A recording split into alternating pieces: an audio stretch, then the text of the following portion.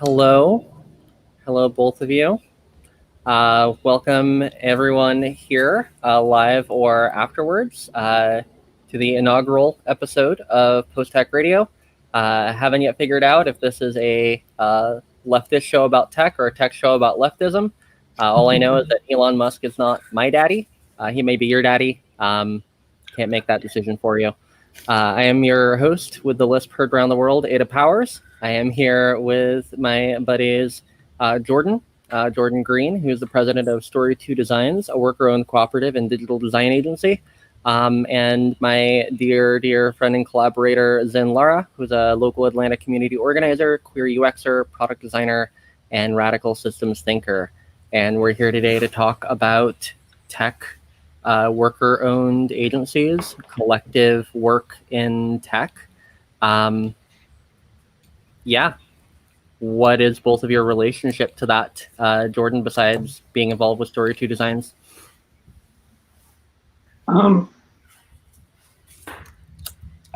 Actually, I don't know. I think there have been a lot.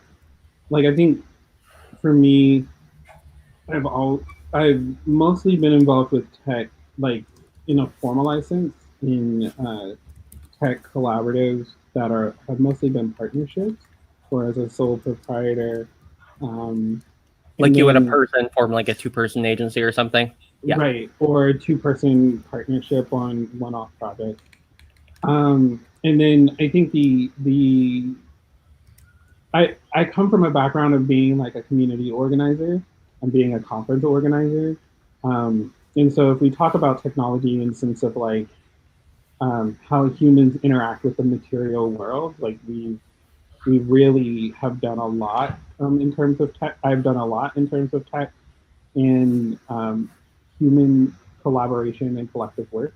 But if we talk about technology in the terms of things that are iterations on a counting machine, I've only done that work in terms of working as a designer formally as part of Story 2 Design. That was a personal galaxy brain moment for me. I'd been in tech in the accounting machine sense, in your words, for a big chunk of my life, but I'd also been doing community organizing and stuff on the side, and it felt like two great tastes that taste great together. And I didn't really ever think I can be working in tech, going the human computer interaction route, trying to find the human side of tech.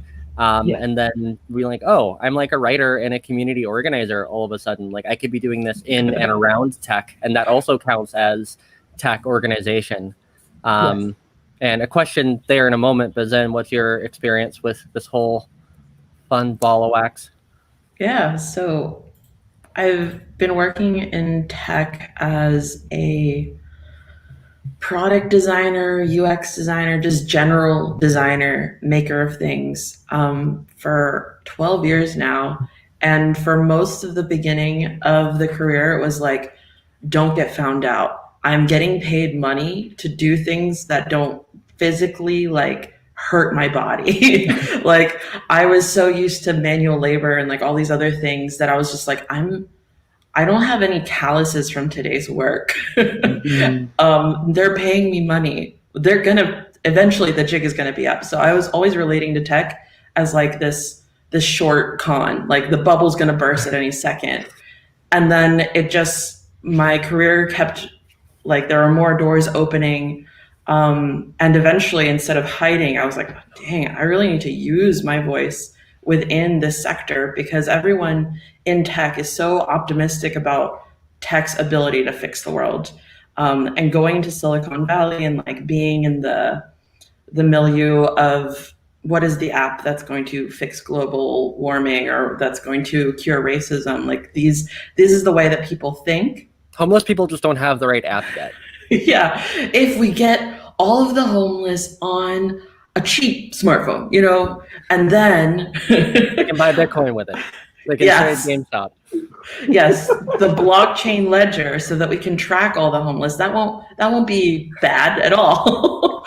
But yeah, working in tech felt like a huge privilege, and over time, I started a collective of folks interested in getting into tech. There were queer folks who wanted to work in tech because I saw, oh wow, this industry pays you money. You even get to have healthcare, and they treat you somewhat humanely.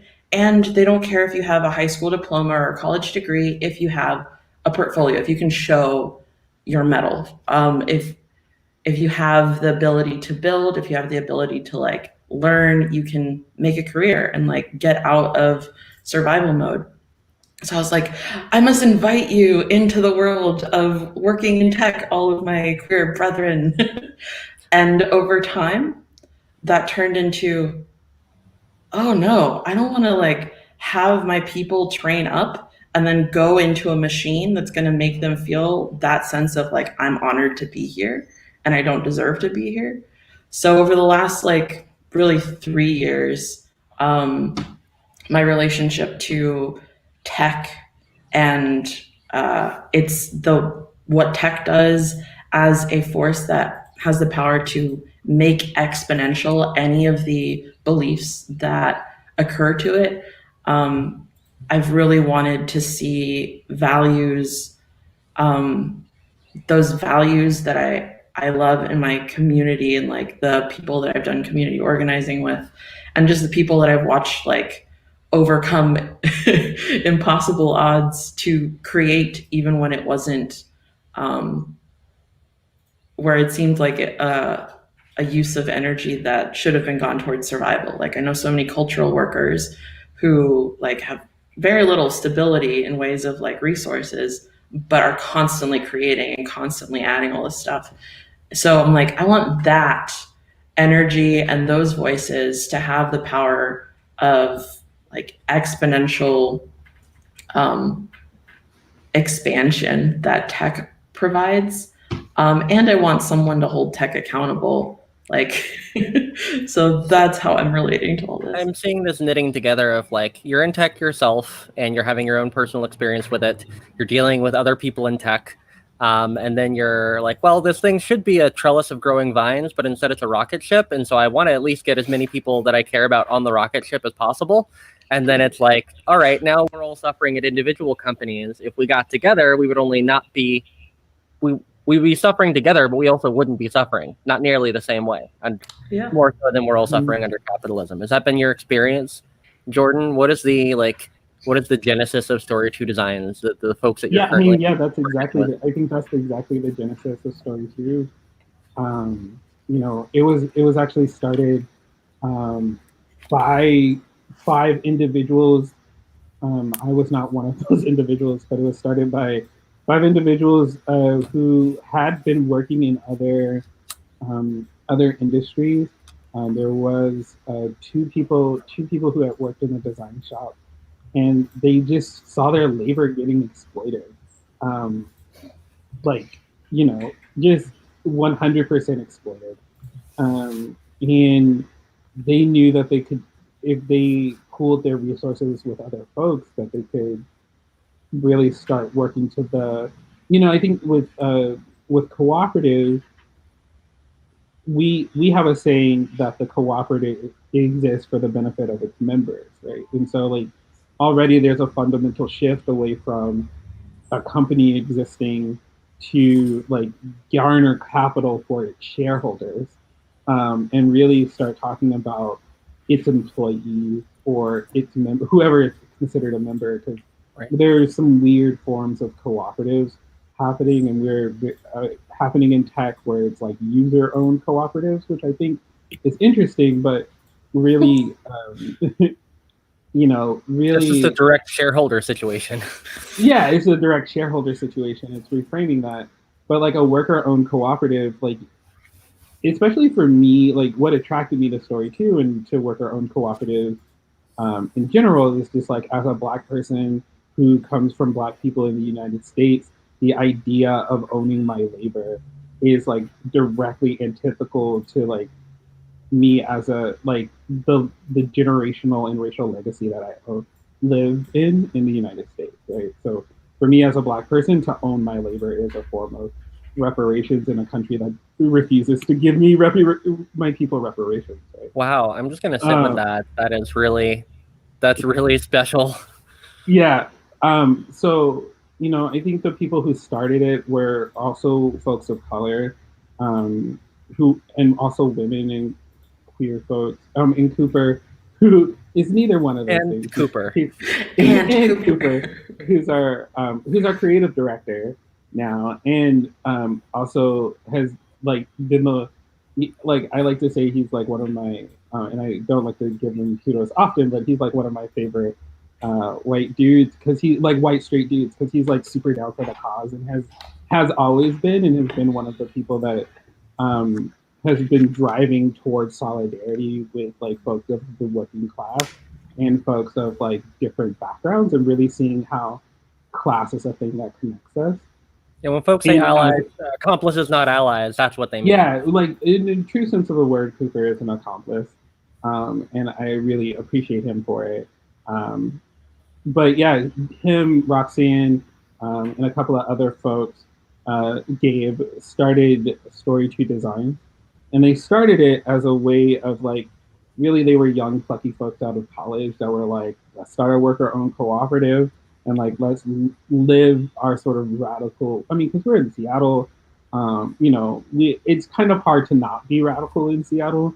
It's kind of hard not to be like in on the West Right. Coast in general. It's just in the Um, air. it really, I mean, it really is like you're talking about sort of sites of protest and sites of power that have existed at least within the last two generations, and so you sort of have this undercurrent of like leftist thinking in the first place, and like what is it like to be in collective and community with each other.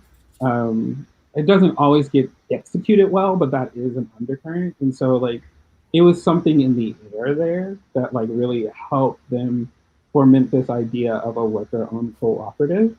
Yeah. And they're evergreen graduates as well, so like again, sort of like radical leftist galaxy brain sort of type thinking. There's sort of this like imagine like an ambient epistemic facilitation. Like if you Yeah, live in a city where this doesn't seem possible, you're not going to think of it. When it seems like it could be possible, whether or not it's more possible there than anywhere else, you're going to be yeah, thinking about it. yeah, exactly. And excuse me, I think that we had already seen, like, one of my local grocery stores is a cooperative. And you just see that word and, like, kind of to your point, right? The exposure, like when you're exposed to things and different people showing you different possibilities, it allows for you to think about, well, what does this possibility look like in my own life? Is it a probability at that point? And so they started Story to Design as a way to own their own labor. And then they invited me and my coworker Jasmine to join them about 3 years in, and we've been together. We've all been together there for about 5 years. Roxanne just left. We just hired on a new. Roxanne was filling the role of a project manager, and we just hired on our new project manager, Cece. And so, and when we were doing we sort of spearheaded the hiring process.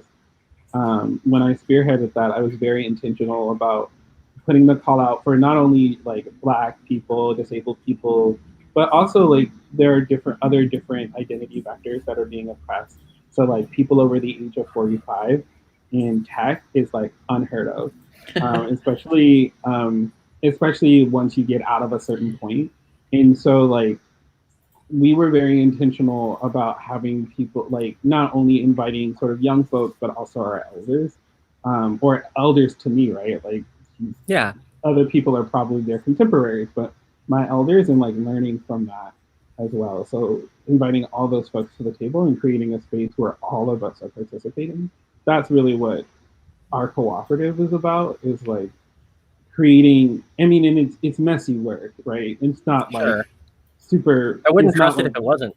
right, Yeah. but like we're in the process of building a place where we all can not only just own our labor, but pool our collective labor together to produce really wonderful experiences and we focus specifically on like social justice, social good Yeah. organizations that are value aligned with us, right? I mean, that's And the so, difference between literally between like a bunch of freelancers as an agency, right? I can't just say I'm a project manager and like just sit there waiting to get hired as a project manager for like my one client that I'm working directly for, unless I'm like in the project management biz. But you get to specialize, you get to like wear different hats. Yeah, yeah, and I think we're still kind of figuring out. I mean, we've been around for 5 years, and like for a new business, for any that really goes to talk about the need and also the staying power for Story 2. Like being around for 5 years as a new business is a really big feat, and so we're kind of like at this place now of like, what does the next 5 years look like? Right.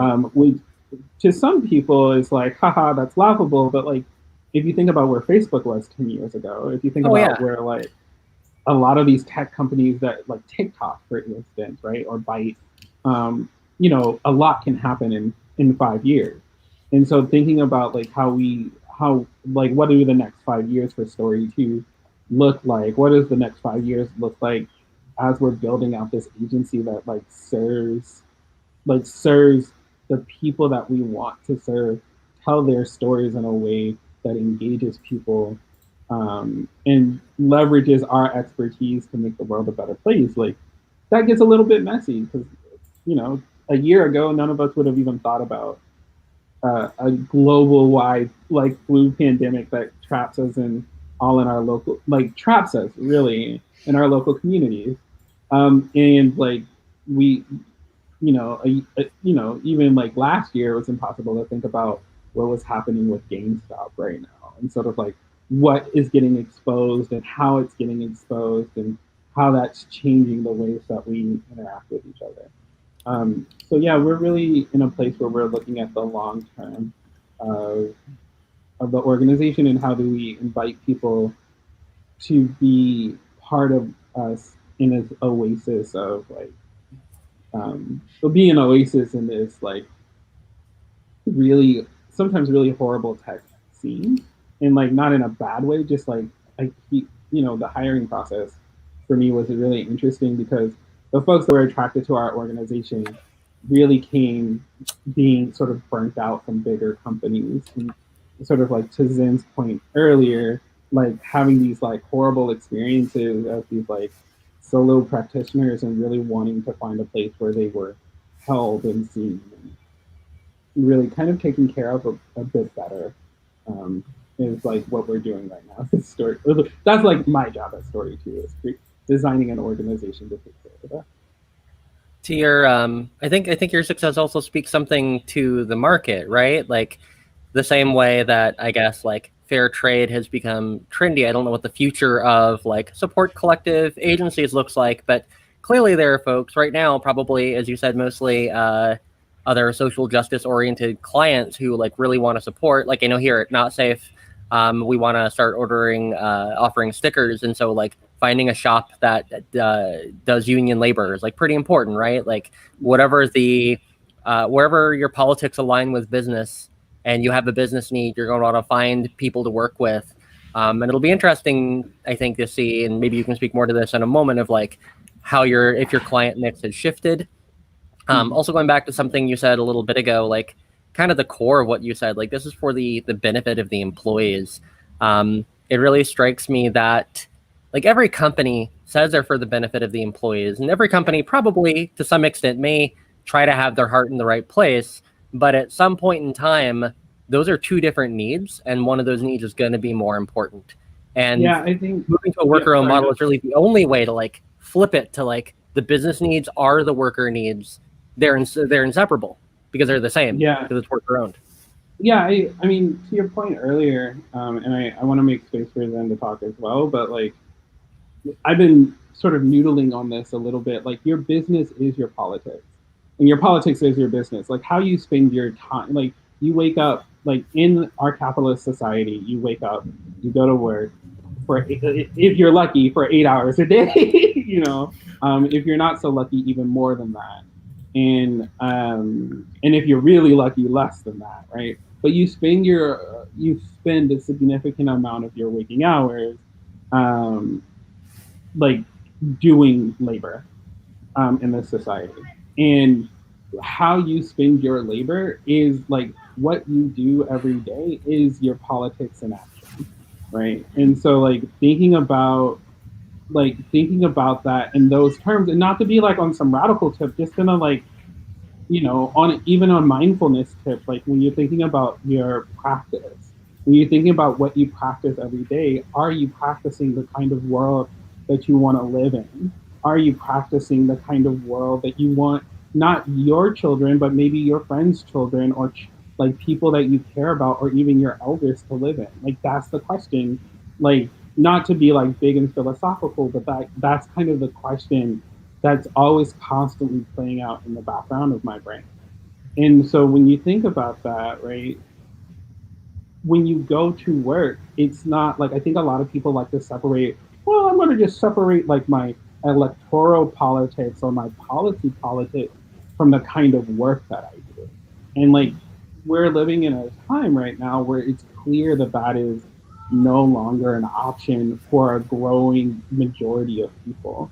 And so the kind of like, but I think that in the United States, we kind of frame like political action as this like one and done thing.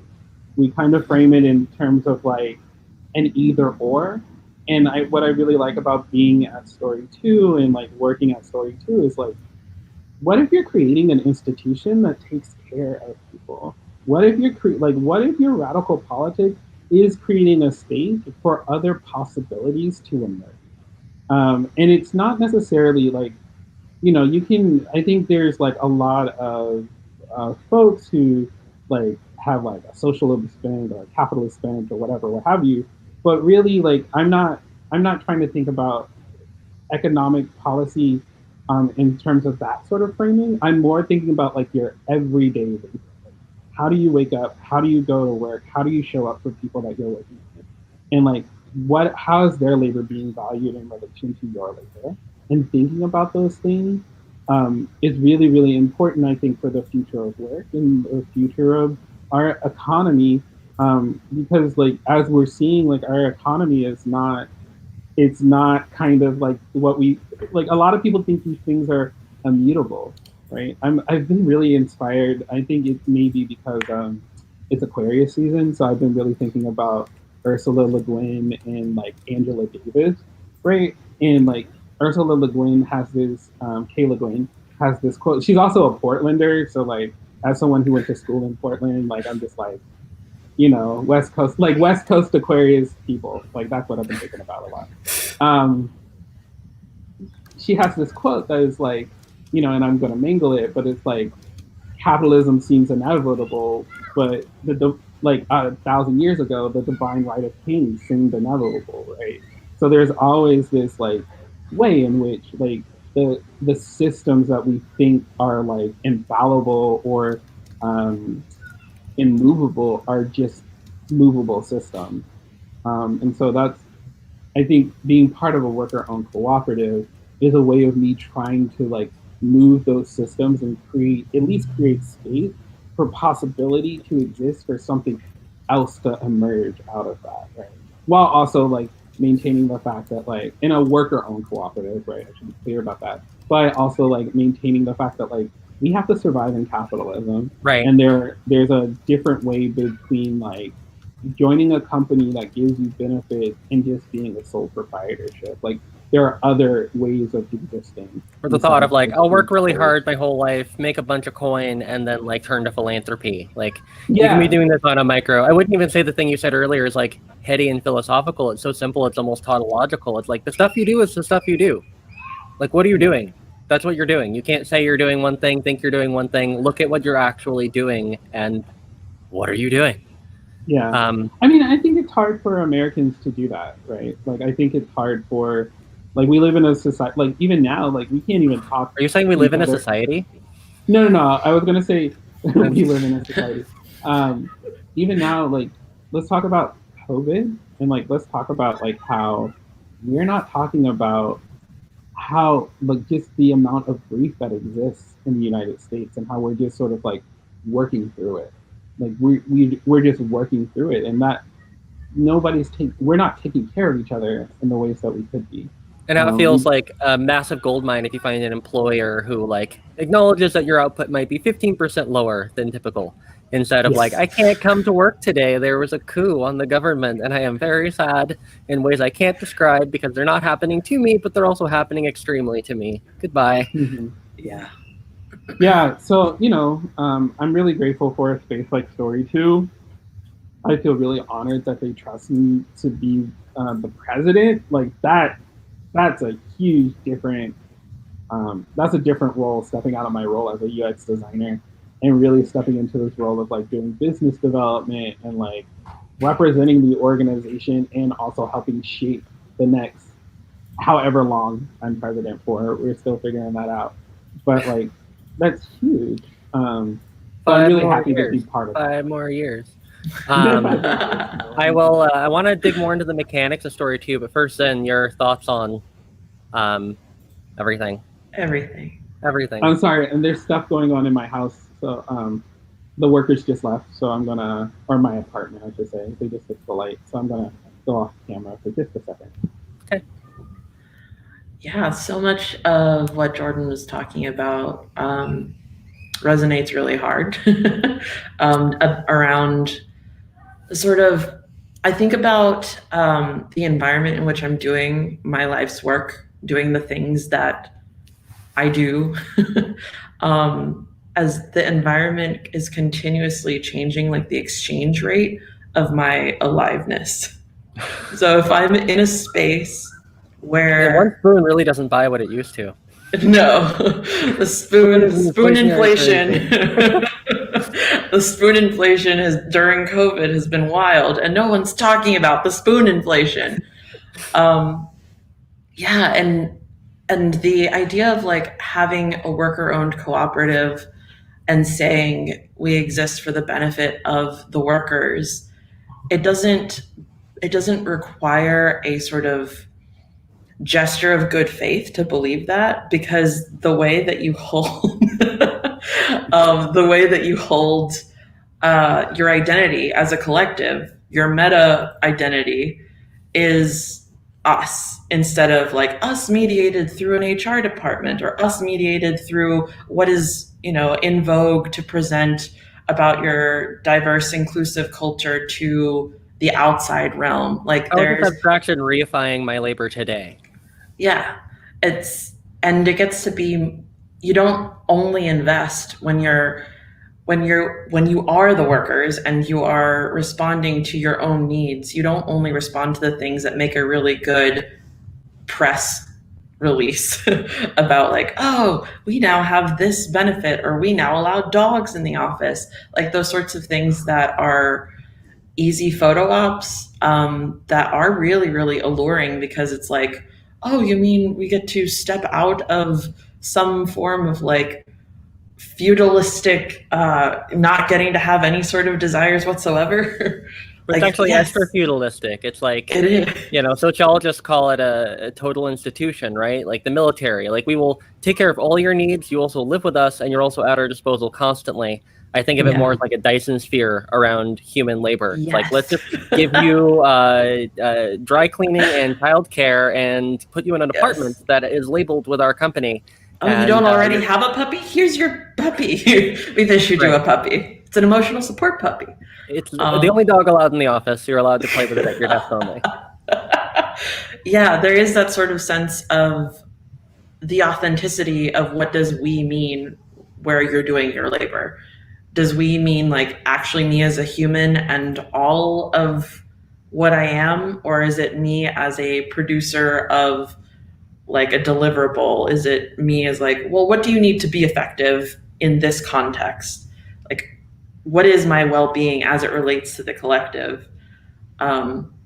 So yeah, there's something there about like being able to exist in a spiritual alignment to your own needs as an individual, as like a being, and having that be at the forefront, and not having all of these different levels of institution between you and getting to express those needs and starting to strategize about how to meet those needs, and having like those needs being prioritized. Yeah, like not having to trust that, oh, I really hope they hire someone for the HR department who's going to allow us to have employee resource groups. Like that level of, yeah, the expectations of being held just going up that much higher to actually starting to address our actual needs is like the promise of collective. And that's part of why it's so hard, because it's so like such an absurd notion to have needs that are cared about and potentially even strategized towards, that aren't just, you know, an external deliverable that someone else can benefit from. So Yeah. we go ahead and respond to that, please. Oh yeah.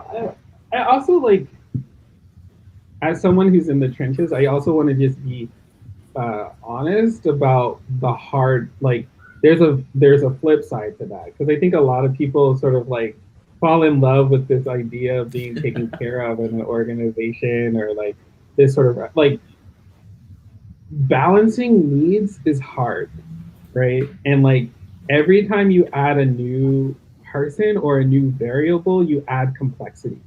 And so like one of the things that I really like, as someone who sort of like grew up in these places where we talked a lot about collectivism, and we talked a lot about having your needs met by the collective, is like we're still approaching it from a very like individualistic mindset, right? And like there are people, like I want to be acknowledging, like there are folks whose ancestors and like direct ancestors, like Lolo and Popo, come from collectivist, like communist countries, right? And like that is not something that seems appealing, because like the needs of the many, like to be all Star Trekky about it, the needs of the many really did outweigh the needs of the few, right? And so like the like while I like sort of like on a daily practical basis, like as a small company, we get to have like these lines of communication where like the members' needs are addressed, right? But like I also want to be mindful, like as you grow larger and look at things like Mondragon or other places which are the biggest cooperative in the world, and it's like it's huge actually. In Spain, like there becomes a little bit more tension. Like you end up seeing a lot of like democratic models replicated, where you have representatives of people like going to bargain, right? Collective bargaining. And like those need, like as we're thinking about scaling up, if you think about scaling up, like those needs also need to be addressed, right? Because your individual needs may morph when talking to a group, right? Like so your individual need may be like, I need to rest. And then you hear the need from like your other members is like, we also need to rest, but not at the same time that you need to rest, right? And so like finding that balance is like also really important. Like finding how you can support someone who has like different neurodivergent needs than you, right? Where some may line up and some may not. Like those are like, that is the beautiful, wonderful, messy struggle of being part of a collective. And it becomes even like a lot of like, I also want to acknowledge why some people may be turned off by that, right? Because it's like sometimes you just want to go to work, show up, punch a card, leave, and like not think about. I don't want to be in a relation. Yeah, and like people, or if you are in relation, the relation that you're in is clearly defined because it's been iterated over time through capitalism, that it feels comfortable, safe, and familiar, right? Right. And so like when people show up to a company and they're like, that's the boss says this, and like we all do what the boss says. And when you show up to a place where it's like, we're all the bosses, because we're Right. all worker owners, and we get to direct policy and procedure and like iterate on that together, and we're asking you to create with us. Like I have seen people just be like, no, absolutely not. Like I really want that kind of freedom, and like I do not have the bandwidth to deal with that as I'm dealing with COVID, and also as I'm dealing with like, I'm watching Black people get murdered every day on the internet. Like I just want to show up in a place where I don't have to think about those things. Mm-hmm. Like that is also a real thing. And so like you have to balance, you have to um for me, like as a dreamer, I want to create a world, like I want to get to a Star Trek future. And so I'm working toward a Star Trek future. But some people just want to show up, whether it's the Yeah. Federation or the Rebels or like, you know, whoever it is, like the Federation, the Maquis, or like the Cardassians, they don't care because like at the end of the day, everyone needs a janitor and they you can just be a janitor and like move on, you know? So to your point earlier about creating new reality is like, yeah, like we're all built differently. Like I'm the kind of person who I could emotionally process for a good chunk of the day, but I show up to one of those like supposedly hammered out structures in a workplace, and I'm the neurodivergent weirdo who's like, well, why not? Oh, that's against the script. I didn't know there was a Yeah. and so I would much rather try to reach consensus with a group of people than have to accept, I don't know, participate in structures that I barely understand, much less agree with. Before we get too further into this, I like this split. No. This is perfect. Just saying, before we get into the split between like the promise, the starry-eyed promise, and then what it looks like on the other side, I'm going to give us a quick little break here. Come back and I'm just going to pop up a video, and then we'll start talking about the mechanics of Story 2 and what we can learn from your success and tribulation. So be right back.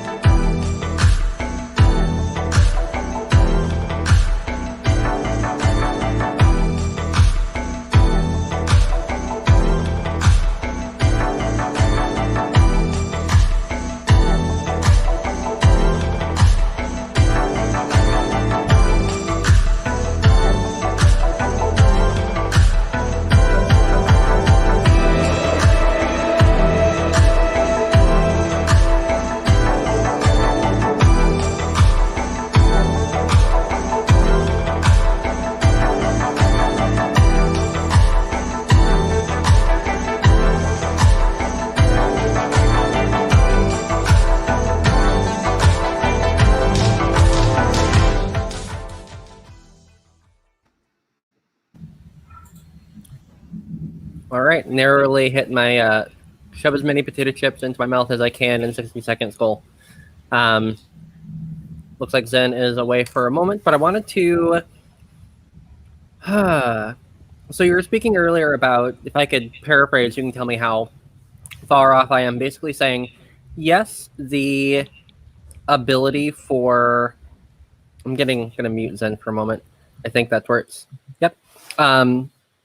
Basically saying that like starry-eyed hope of assuming that being in a collective automatically means your needs as workers and as people are taken care of, and there's never going to be any tension between your business needs and your people needs.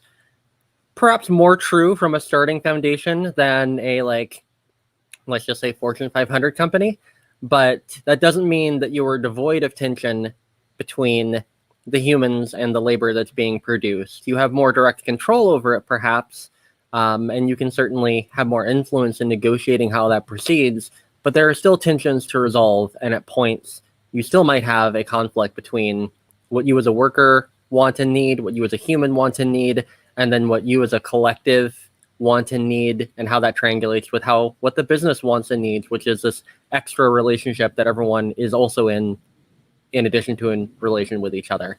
Can you speak to that at all? Yeah, I think, earlier when I was talking about, we have a motto at Story 2 that the cooperative exists for the benefit of its members. Like that is our essential value and essential tenet of like what we talk about. And so when we talk about business needs, we always keep that in mind when it comes to conflict.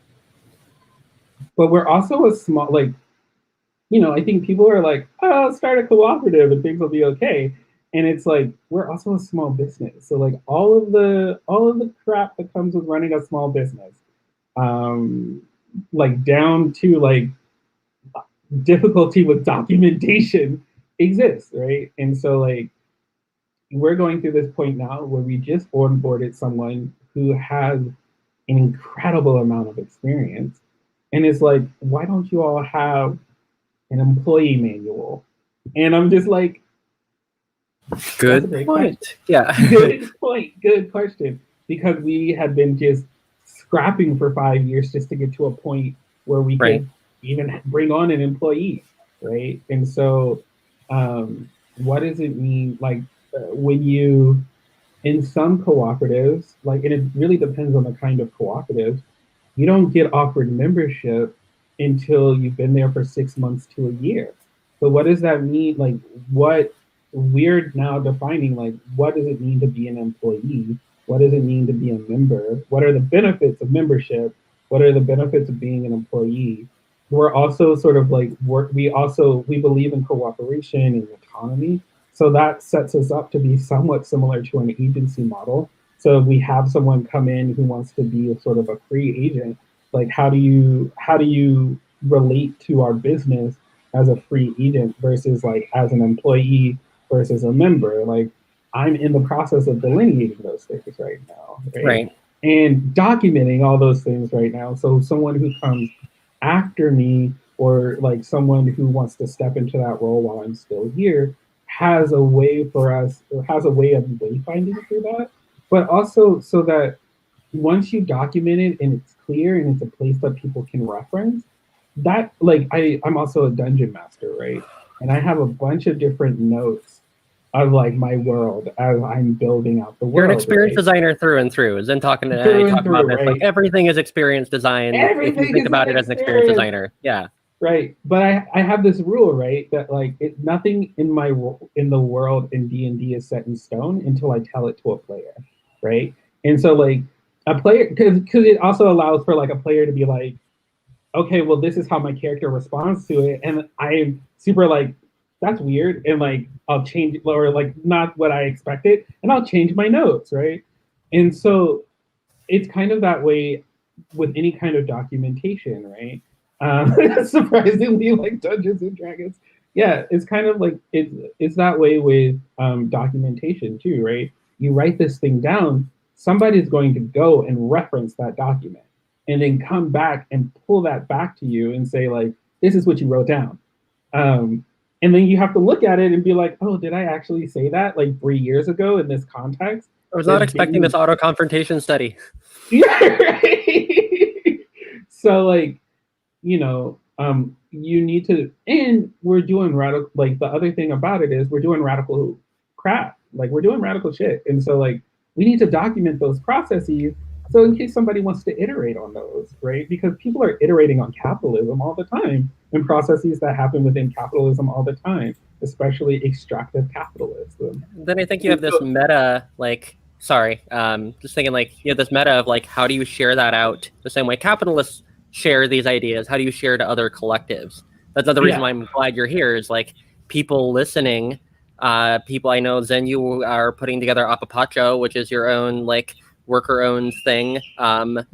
There's like I want to hopefully for here for a few minutes, like also be thinking about what the people who might be sitting here hoping to get on that like equivalent of the like cottage core dream of like, what if we all just bought houses and like lived in a house and like lived out in the woods? Like everyone wants to have a worker own co-op, but like yeah. feet hit the ground. How? Documentation is super Yeah. important. Like if I could tell you anything, documentation is super important. Revisiting that documentation and like aligning yourself with that on a regular basis, whether that's like quarterly or yearly, and like revisiting the things that you wrote down and iterating on that is super important. Way more than telling your story, listening, and then also like always thinking about, excuse me, what is the experience of people joining who haven't been in the work for 5 years or 3 years or 2 years? Like someone showed up to your organization tomorrow and was like, yeah, like someone showed up to your organization tomorrow and was like, I'm joining and I'll do whatever it takes. Because like as you build, if you build it, they will come, right? And so like Yeah. making sure that those things are there so you can guide people through it is really helpful. And so that you have some way, like if you're a person from a traumatized background, your working memory may be a little bit weird. And so like having a place where you like having a place where you can revisit and be like, oh right, I was smart, and this one time. I wrote it down. I Yeah. have like I have shared so many Notion templates of like dashboards that are just aligning on goals, aligning on what the structure of a deliverable is. And when I put together, shared that out to some folks who are starting to put together like a freelancer cooperative, they do not dare call themselves an agency or a studio yet.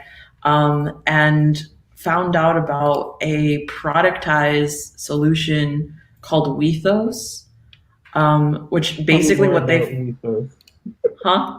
Tell me more, because I want to hear about it. So, okay, I'm gonna, is there a chat I can boop? Oh, I looked at ethos a long time ago. But they released their first few features just probably this year because I know I was sitting in pandemic times. Yeah. And so much of what they do is just like show you what a contract might look like you contract Legos for small creative agencies. And that does so much to just give you a sense of what is possible and what the industry standard is so that you know what the rules are so you can remix on that. Mm-hmm. I love that sort of that as an actionable thing when you're learning what came up in your own cooperative, essentially in your like relationships with the people that you're building with. The things that come up, they might come up for other people. They might not. But getting to remix on what other people have already put into practice saves you so much time. Um, and yeah, it helps get closer to what it is that your values are and seeing the difference between what other people value. These are all the things that they put in their contracts. This is the stuff that we feel like we need in addition to that. um, yeah. Or subtracting from. Like Yes. the goal of contracts is like in all documentation it's twofold, right? It's like one, to tell people where you're coming from, right? And to like express your ethos in a way that's very clear. And two is to protect yourself, right? Like that is the Mhm. point of a contract. It is a formalized boundary. And that is the role of like all of your documentation. It's a formalized boundary that people have agreed upon, right? Mhm. And just because of that boundary is formalized doesn't mean there isn't room for negotiation, right? But I think you when you think about like sort of the structure of like the tyranny of structurelessness, and like when you start thinking about when people are like, oh, let's just like go with vibes, man, like those sort of things, like As long as you document the vibes.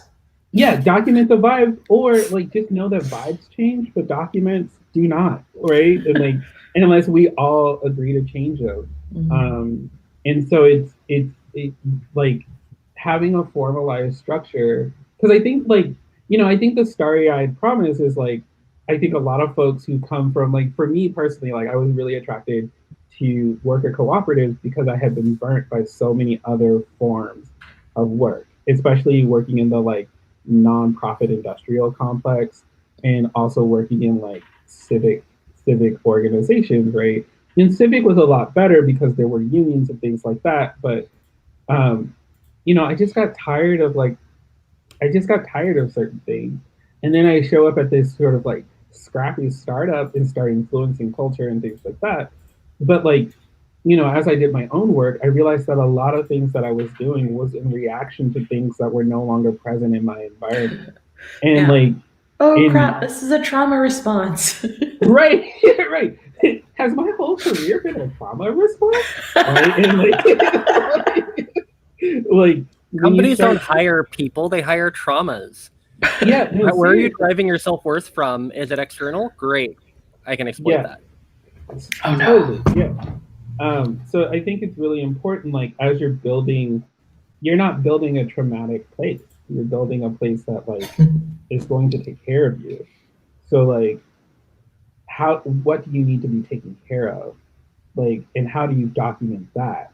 And so when your traumas show up, like, and work trauma is a real thing. Like we're dealing with it at our company.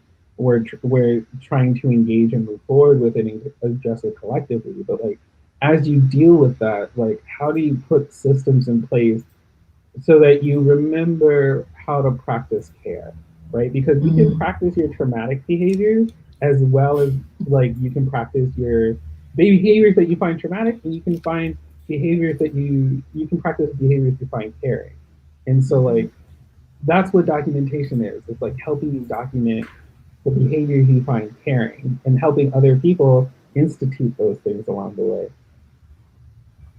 Yeah. I want to. I just put up a ticker that said accounting accommodating for trauma as a business need. In our last few minutes here, I want to admit a naivete. When I asked you for your title and you said president of this org, my first response was like, oh, like it's a worker-owned co-op. I kind of assumed it'd be like workers 1 through 5, and you'd all show up like linking arms, and like that would just be each of you like say 1/5 of a sentence. Not really, but like I guess the question I'm asking is structure, right? Like going into a structure like this, it's a worker-owned co-op. That doesn't mean that people don't have different administrative duties, but I think that some people who might be thinking of forming a co-op might not be thinking about the need of like, we're not just all individual contributors and also managers and also directors. Division of labor. Do you find that your division of labor model is like, I'm not going to say objectively best, but like how does that work for you? What advantages do you think you might have or disadvantages compared to like everyone having the exact same share of the responsibility pie? Oh my gosh, Jordan, I love your expression right now. Well, it's just like, you know, we weren't clear on it for a while, and we're starting to get clear on it now, right? And so, like, I was just elected president, and when I was elected, it was a ceremonial title. And then when we brought someone else on, like again, when you add a member, you add complexity. And so when we brought on this new person, she was like, "You're the president. I need for you to know these things." And like that changed the game, right? Like we like in a lot of ways CC with her experience is getting us together. And so like but like if I need to know these things, like that changes the dynamic of the district, like what our labor is doing. And like we're figuring that stuff out. And I think like, you know, I really started looking at other worker owned cooperatives because you do need someone that's helping you hold the vision, but also like is the interface. So like when opportunities like this come up that are strategic for us, like that is my job to go do that thing, right? And that is a form of labor that I like it's a job, right? Like it's work, right? And that work needs to be recognized in the same way that like a lot of times women in femmes work gets invisibilized and it gets put in the role of like project manager instead of like IC, right? Or in a lot of ways in which like you know, operate like an operations coordinator or your equity person is a black woman or like a woman of color, but like not necessarily leading the charge of the organization. Like those like when you start looking and parsing out labor, you want to be able to define those roles as clearly as possible, and have people opt into it. And we're doing that right now because I think when people hear no bosses, they're like, oh yay, like, but like at a certain point, like you do need someone to be a decision maker, and they do need to Yeah. be empowered organizationally to be that kind of decision maker. And the Yeah. kind of decisions that they're making need to be clear, right? Like, so is this person making a decision about the product going out the door, or is this person making a decision about the strategic vision? Is that person the same person? If so, how can you recognize that kind of labor that they're doing and how exhausting that is? Like all of those things are around boundaries and making sure that people don't burn Yeah. out. And if you I'm don't drawing. have clarity, Go ahead. you know, and if you don't have clarity around that, um, you will burn out. Like you will, like, cause you'll like, I don't know, like so many people who are from traumatic backgrounds are used to carrying the weight of everything, right? And like doing like especially if you come from nonprofits or like you're constantly trying to prove your worth, like we like people in minority in marginalized positions are used to doing, you take on everything. And so like having a boundary to hold yourself accountable by saying like, look, this is your role. This is your position. And it's better to Right? design an org structure that allows people to swap in and out of leadership roles rather than asking everyone to be 1/5 president, 4/5 IC at any given time. Yeah. I'm drawing a comparison in my head. I'll out myself as polyamorous. No big. I do it all the time. Of like descriptive versus prescriptive hierarchy, right? Like Yeah. being egalitarian in your non-monogamy does not mean not having nesting partners, not having anyone that you spend more time with than others. It doesn't mean parsing everything out equally. It means being really clear around like, this is what our relationship means to me, to us, and how we communicate it to the world. If we're living together or what have you, doesn't mean you automatically get a say in my relationships, even though I still am entangled with you in a way that looks hierarchical in some way. It's not prescriptive. Like you're not in a particular position of power. You're being, Jordan as president, you're being empowered to do certain things and not do certain other things. And there's still structures to challenge that and work with that. You don't get to just decide to become a despot, become a boss at any given time. Yeah, because I'm not anybody's boss. But I am like helping direct the organization and like doing things a servant leader would do. And I want to be clear about that. And I need other people to see what that is and help hold me accountable to that. Yeah, I like the way that that's articulated. Like it's functional power versus symbolic power. So people are still accountable to you to like raise issues because it is like this is a function and everyone's input is an important part of that function being carried out rather than I have this authority, this like symbolic power which lessens other people's voices. Yeah. Yeah, I think, as we think about, I mean, I know we're running short on time, but I think one of the really important takeaways to think about is like, how do I put this? Like, we're going to have to figure out what power looks like differently, and we're going to have to do that in a way, or like some of us are going to have to do that in a way where we haven't been exposed to different power models. And all we know is like what we don't want and not what we want. And that is the hard work, right? It's like, how do you do something that is based on an indigenous model if you never worked with indigenous people, but like that is an alternative to this extractive capitalistic model, right? And it's like you're gonna have to skill up in those things and just know that like in the background you always like, because you've been exposed to this model over and over and over and over again, you're going to fall back and default to models that are oppressive. Like everybody's going to do that, and not like like we live in a society that values and incentivizes that model and those roles. And so what you need to do, like as a leader, like this is what I do, is like I like have a therapist, a mindful eating coach, like some like I actively ask people to hold me accountable. Like I am working constantly to be in relations with people and transform the nature of that power dynamic, because that power dynamic, if you don't actively walk the other way on the moving sidewalk, you'll move toward that power dynamic of like being a totalitarian boss. So you must actively be walking against it. This is the worst travelator ever. I think we gotta wrap up here. This is friggin' fascinating. I might want to have both of you on to continue this discussion, maybe with other co-op agencies as we continue. Want to talk to you about the one in Spain that you mentioned. Real quick, I want to give a shout out to our network. We're at Not Safe for Wonks, youtube.com/notsafemedia, NSFW Wonks on Twitter, and patreon.com/notsafe. There's a media network that has made this possible. They're a rad group of leftist content creators, and you can get involved and support them in all of these ways. And then here in our world, we have Jordan, Twitter at Jordanaut, web story2designs.com, and throw Jordan some cash, kofi.com/Jordanaut, JORDONAUT. And then on the Zen side, we have zenlara.com, cutiejack.com, the Queer Transformative Justice Atlanta Collective, Twitter at Tobamese, TOBAMESE, and Cash App, Zen Lara, ZENLARA. Quick, like, 15-second plugs for your things that you want to draw more attention to. Jordan, I know you mentioned something. Oh, well, yeah. Natasha Marin, who was our anti-racist facilitator and responsible for us moving to our next level, seriously, she is doing something called Sites of Power. Follow her work, Natasha, Natasha, Marin, Marin.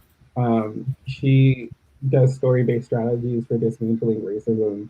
She's she's she is responsible for reparations.me. She's doing incredible work around Black Joy, and I just want to uplift her work every chance that I get. Awesome, thank you. Zen, how about you?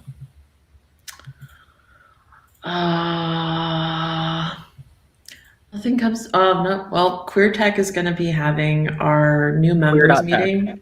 Queer.tech.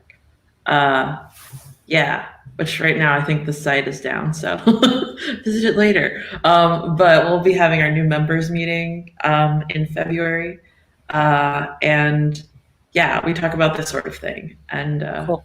Yeah.